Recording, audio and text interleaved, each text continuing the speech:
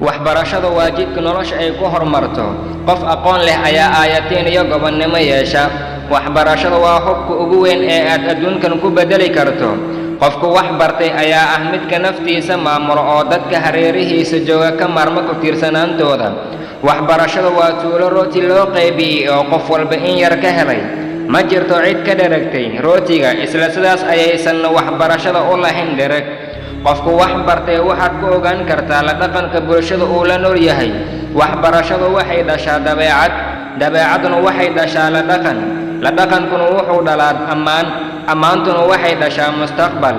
noloshaada oo aad wax barto waxay wax ka bedeli doontaa fursadaha noloshaada. wax baro maanta si aad ugu guul gaarto berito. wassalaamu calaykum waraxmatullaahi wabarakaatuh.